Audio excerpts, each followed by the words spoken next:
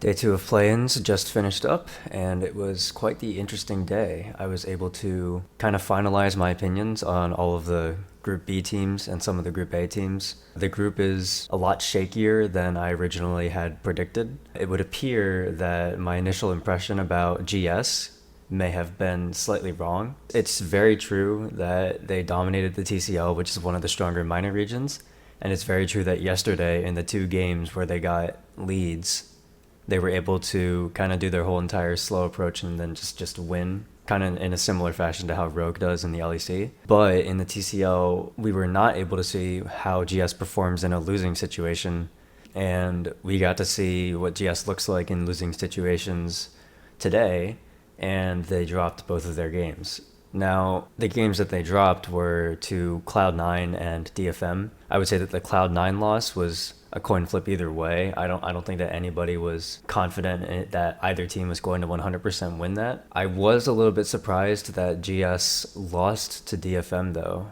We'll talk about that when we run through the games. I also was able to kind of come to a conclusion about the Red candidates over on the other side. It appears that their early games are pretty good. The players on Red have the ability to commit to a play as one mind. If you watch any of their games, you'll notice that whenever one of them makes a decision or when one of them turns, that all of them respond to that instantly and they all snap on the play. They can all react extremely quickly, and it's really impressive to watch. It would appear that their main flaw and the reason why they can't pick up some of the wins that they otherwise could have is because their macro in the mid to late game is maybe not as solid. But it seems like, and if I had to guess, since I didn't watch too many of their games from the CV lull, but I would guess that they won most of their games by scrapping it out early and then snowballing the game. And you can't necessarily do that against teams that are leagues ahead of you, such as LNG. Infinity was another interesting team to watch today because I still don't exactly understand how they're 0-3. Like, if you watch the games, it doesn't feel like they're an 0-3 team. They only have LNG left to play, which is really a shame because that means that Infinity's going to finish 0-4. But I'm still pretty confident that they're the third best team in that group. In their game yesterday against Red, they just kind of had an early lead and then threw it. And then their game against Peace today did not go in their favor, but I still did not feel like Peace was necessarily a better team. I feel like if Infinity played best of 5 series against all of those teams, that they would beat both Peace and Red in those best of 5 series. But they did lose, so they will not be in the play-in knockouts. So in the first game of the day, which was Peace versus Hanwha Life Esports, the game was pretty one-sided. Hanwha Life Esports just kind of smashed Peace. For me, the best player was Willer. Willer performed really impressively on the Talia pick, most notably after Deft and Vista were able to pretty much completely gap a Peace's bot lane. Willer was able to seal the deal with a nice Weaver wall down bot to dive and pick up 2 kills, and then the game was just over from there. So for that play, I gave it to Willer. The next game was Red versus LNG, and this was just LNG up to their usual LNG stuff. It was kind of a stomp. I think that Red had 3 early kills, which made it look interesting at first. LNG was able to quickly out macro Red, and the game was over before you knew it. The third game, Infinity versus Peace, was probably the most interesting game of the day. That game was back and forth. I believe up until the last team fight, the scoreline was 17-17. But at the end, I gave the player of the game to Tally. There's an argument that you could give it to Bobip for his Lilia play, for carrying them through the early to mid game. But personally, I found Tally to be the best player because his Aurelia was just able to create so much threat. Like, if the Aurelia isn't that strong, then Violet does not have the success that he had on Xayah, I don't believe. So I think the player that gave Infinity the hardest time was Tally, so I gave it to Tally at the end. The next game was Red versus Hanwha Life, and while Hanwha Life did end up winning the game, I do want to point out some of the flaws in draft that I saw. So you start out draft phase, and Red lock in Misfortune, which makes sense. And then Morgan and Willer lock in Camille Talia, which also makes sense.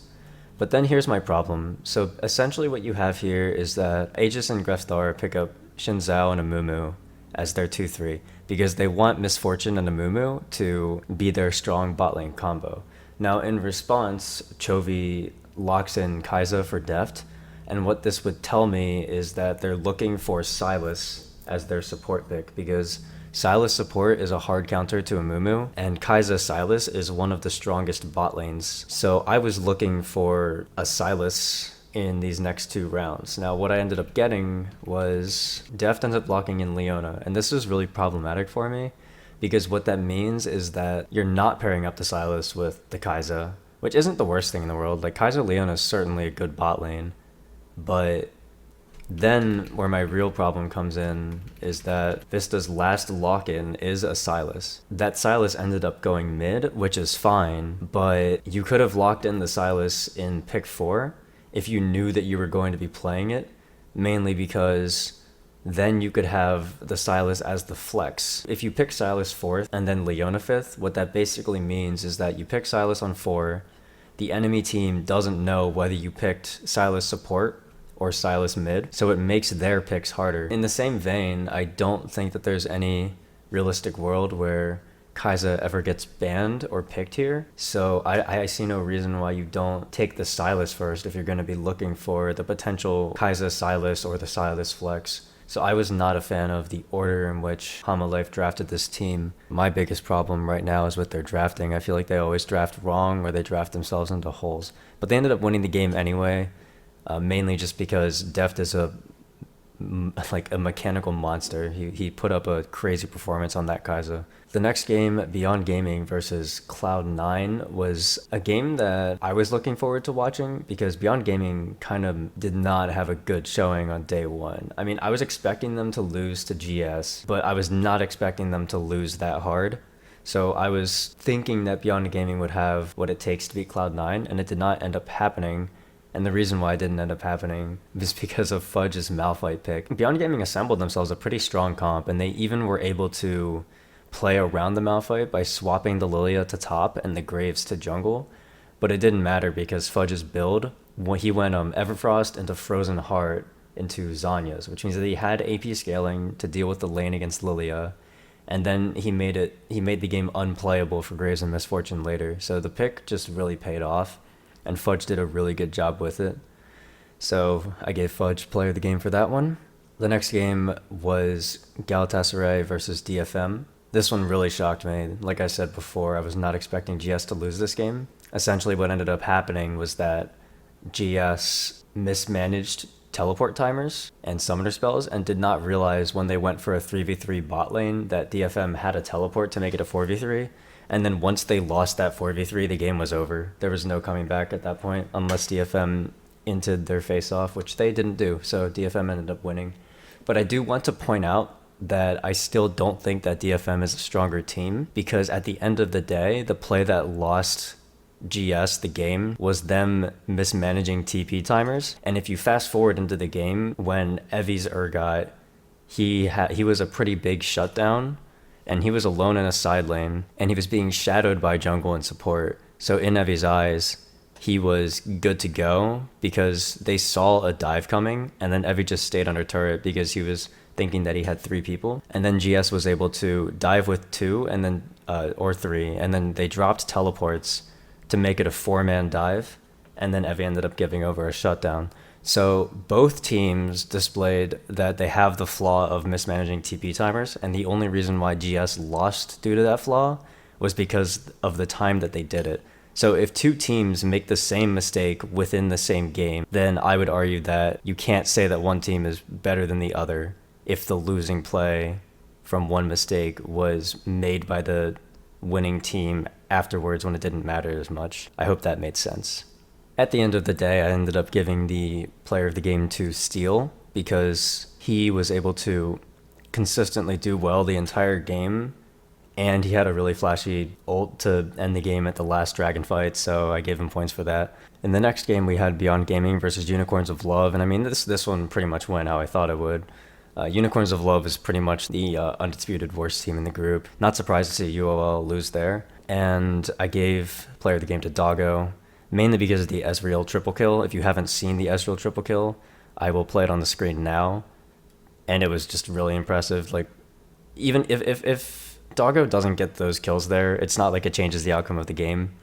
But Doggo just played an absolute clinic on Ezreal. It was amazing to watch. And then in the final game of the day, Cloud9 versus GS, Cloud9 ended up taking that win. Like I said, I'm not really surprised. I feel like if GS were to play against summer playoffs Cloud9, GS would just win.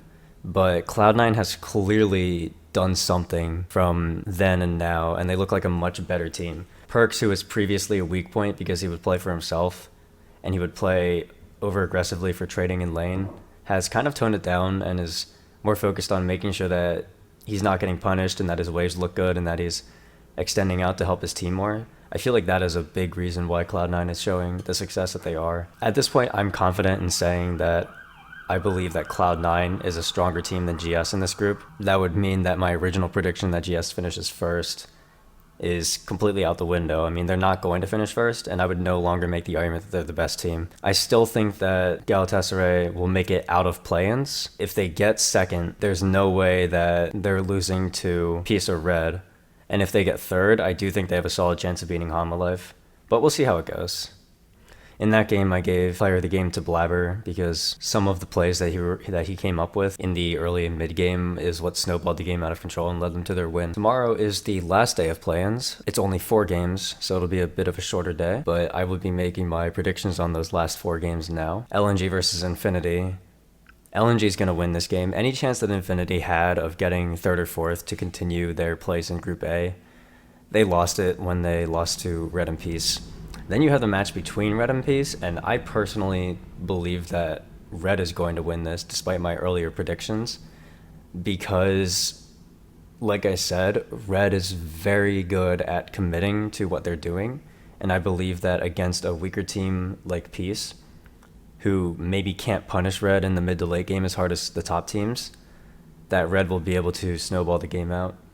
Detonation Focus Me versus Beyond Gaming. I still have faith that Beyond Gaming is a very strong team in that group, so I'm going to say that Beyond Gaming is going to win. And then Cloud9 versus UOL. I think Cloud9 is going to win that because Cloud9 is the strongest team and UOL is the weakest. So we're going to give them benefit of the doubt and say that Cloud9 finishes 4-0 and UOL finishes 0-4. And that's going to do it.